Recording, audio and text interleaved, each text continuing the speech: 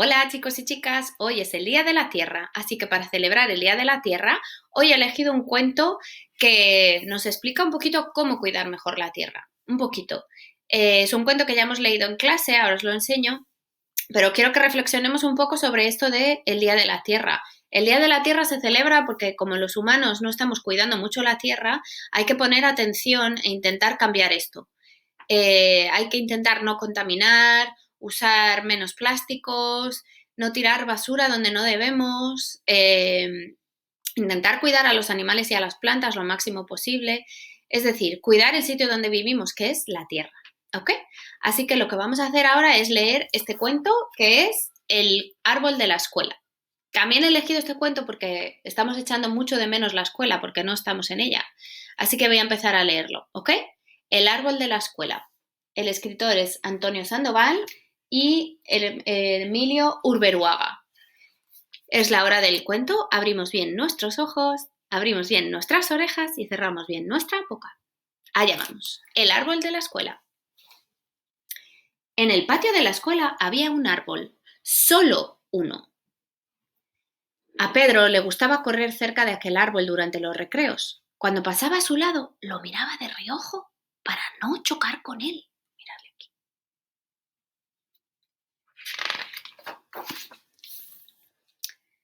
Un día se detuvo y se fijó en su aspecto.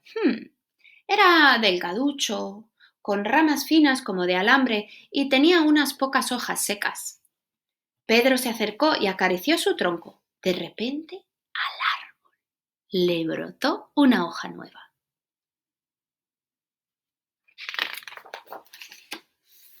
La profesora le advirtió que no debía tocarlo. Le explicó que podía estropearse. Pero desde aquel momento, Pedro no pudo dejar de pensar en aquel árbol.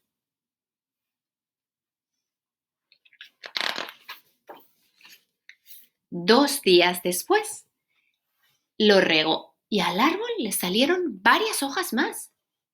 3 días después, lo abrazó y al árbol le brotó una rama nueva.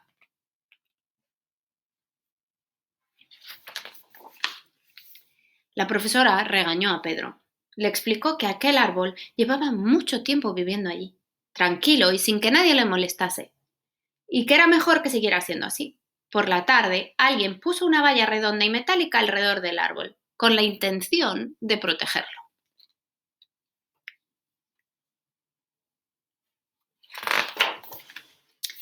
A la mañana siguiente, Pedro trepó a las ramas más altas.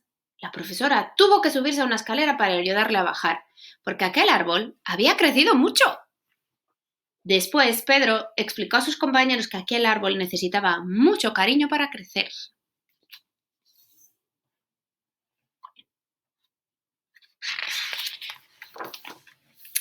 Así que Marta plantó una flor junto al árbol para que no se sintiese tan solo.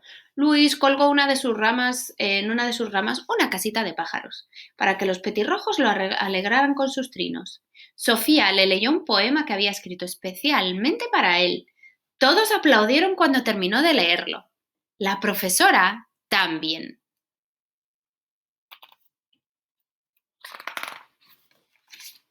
Aquella tarde, la profesora quitó la valla y colgó un columpio en la rama más fuerte, para que el árbol pudiera jugar aún más con los niños y niñas.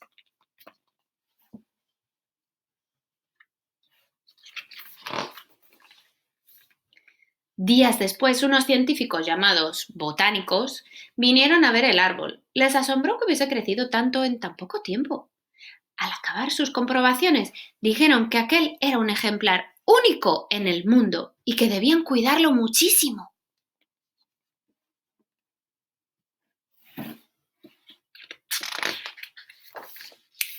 Pedro y sus amigos construyeron una gran cabaña entre sus ramas. Entonces a la profesora se le ocurrió que aquella cabaña era un lugar estupendo para leer. Así que trasladaron allí la biblioteca.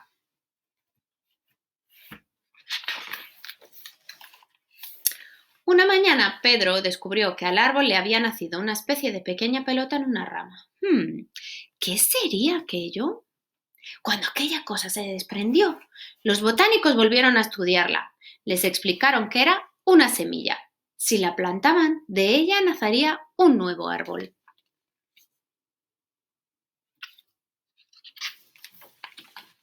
Hubo una asamblea en la escuela para decidir qué hacer con la semilla. Y entre todos acordaron que lo mejor era enviarla a otro colegio que no tuviera árboles. La cartera se la llevó dentro de una cajita rellena de algodón. Acordaos que la cartera es la persona que lleva las cartas. Cuando el paquete llegó al otro colegio, el director plantó la semilla y junto a ella una señal de aviso para que nadie la pisase. Pero era tan pequeño que durante mucho tiempo nadie le hizo caso. No pisar. Hasta que un día una niña se fijó en él. Era delgaducho, con ramas finas, como de alambre. Se acercó y decidió acariciarlo.